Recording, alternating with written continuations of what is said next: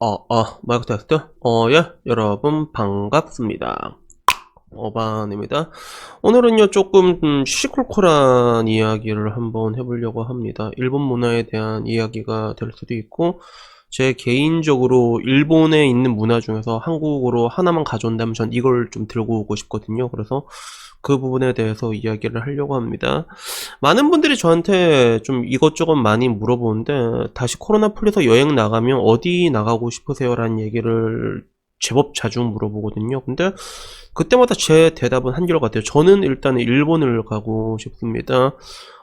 내가 지금까지 와서 생각을 해보면 혼자 여행하면서 제일 재밌던 곳이 일본이었던 것 같아요. 왜냐면 나는 항상 이제 여행 같은 데 가도 좀 길게 다녀왔잖아요. 그래서 보통 이제 대한민국 여권 파워가 강하다 보니까 무비자로 90일씩 다녀온 경우가 많았는데, 근데 이렇게 돌아다니면서 느끼는 게 일본만큼 만족도 높은 나라를 찾기가 좀 쉽지가 않아요, 여러분. 실제로 여러분이 어느 나라를 가든지 정말로 유럽 같은 데 로망이 있어가지고 그런데 가지 않으면 일본만한 컨디션을 누리기가 쉽지가 않아. 뭐 지금 같은 유럽도 이제 사람들한테 이런저런 이야기들이 많이 퍼졌잖아.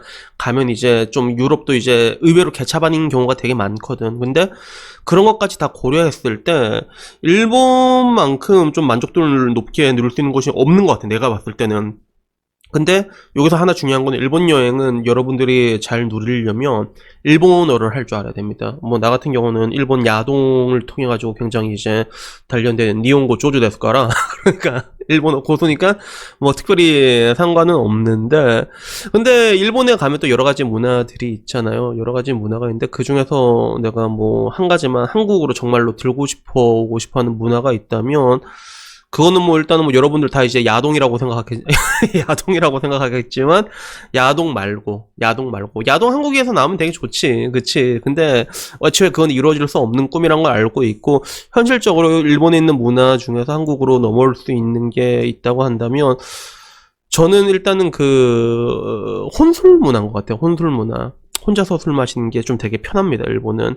그래서 일본이 혼자서 마시는 게 왜 편할까라고 생각하면, 기본적으로 한국과 달리 개인주의 성향이 굉장히 강하단 말이에요, 일본은요. 그래서 뭐 어딜 가도 혼자 먹는 게 이상한 게 아니에요. 그리고 혼자 먹기 편하게 다찌 같은 자리가 되게 많이 돼 있어요. 어디 프랜차이즈를 가도 식당을 가도 혼자 오는 사람들이 진짜 많거든요. 그러다 보니까 그게 잘 돼 있다 보니까 뭐 어디서 혼자서 무엇을 해도 일단 눈치가 안 보이는 게 있어. 그에 비해서 한국인들은 일단 무조건 모여서 뭘 같이 한다는데 좀 의미가 크잖아요. 그러니까 대학생들도 이제 같이 밥 먹을 사람 없으면 이제 그거 가지고 이제 여러 가지 문제점이 발생을 하잖아. 그래서 일본 같은 경우는 일단 가장 좋은 게 혼자서 뭔가를 먹으러도 아무렇지도 않은 그런 분위기가 되게 좋고, 그리고 두 번째는 그 메뉴 구성이 한국이랑 좀 달라요. 되게 단촐하게 나옵니다. 단촐하게. 그래서 내가 봤을 때 일본이 음식이 그렇게 싸냐라고 했을 때 또 그렇게 싸다고 얘기할 수는 없거든. 한국은 전부 다 이제 포함되어 있단 말이야. 이제 전부 다 포함돼 가지고 국밥을 한 그릇 먹더라도 옆에 뭐 이제 고추, 양파, 김치, 부추 뭐 이런 것들이 있잖아. 여러 가지 사이드들이 있고 심지어는 리필까지 되는데, 일본에서는 가면 뭐 하나 시키면 딱 그거 하나만 나오거든요. 딱 뭐 이제 덮밥 규동 하나 시키면 규동 하나만 나오고, 라면 시키면 라면 하나만 딸랑 나온단 말이에요. 약간 이런 식으로 대신에 가격은 좀 저렴하게 느껴. 그래서 맨 처음에 봤을 때 가격은 저렴하게 느껴지지만, 근데 또 이것저것 양껏 먹다 보면 가격이 제법 많이 나오거든요. 근데 확실히 느끼는 거는, 내가 봤을 때 일본이 한국보다 식재료로 봤을 때 굉장히 뛰어난 게 몇 가지가 있는데, 나는 개인적으로 느끼는 게 그거야. 첫 번째가 이제 소고기고 와규고, 그리고 두 번째가 닭요리가 굉장히 발전되어 있습니다, 일본은. 그리고 세 번째가 빵이야. 나는 빵을 별로 안 좋아했거든. 근데 일본 가서 빵 먹고, 야 씨, 야마자키 빵도 그냥 동네 파는 빵도 이상하게 맛있어, 진짜. 이상하게 맛있다니까. 왜 그런지 모르겠는데 먹으면 진짜 맛있어요, 그게. 아무래도 식재료 차이가 나서 그런 건지 모르겠는데 그런 게 느껴지는데, 근데 문제는 이런 것들 되게 다 단촐하게 팔아. 그래서 뭐 이제 뭐 뭐 안창살 같은 경우는 일본말로 뭐 하람이라고 하는데, 하라마이 같은 거 하나 해도 1,000엔도 안 되는 가격에 하면 한 접시 이렇게 딸랑딸랑 이렇게 나오거든. 접시로 이렇게 딱딱딱 나온단 말이야. 그리고 닭꼬지 같은 경우도 뭐 일본 같은 데 가가지고 이제 기본적으로 뭐 껍질은 카와라고 하고, 그리고 염통은 하츠라고 하거든. 그리고 내가 은근히 좋아했던 게 레바라고 해서 간 요리가 있는데, 우리나라랑 다른 게 되게 약간 좀 덜 익혀서 나옵니다. 약간 미디움 레어처럼 나, 닭 요리가. 한국 사람한테는 안 맞겠지. 근데 그게 먹다 보면 진짜 맛있는데, 가격도 얼마 안 해. 하나에 뭐 1,500원, 요 정도 된단 말이야. 그러면 어떤 게 가능하냐면, 아까 말했던 거 첫 번째하고 두 번째, 혼자 가는데 분위기, 뭐 이게 눈치 보는 것도 없고, 그리고 단촐하게 가격이 낮으니까 굉장히 소프트하게 즐기는 게 가능해. 그래서 한국에서는 술 한 번 먹으면 되게 하드코어하잖아. 야, 마셔라, 죽자, 나가자, 죽자. 약간 이런 느낌이잖아.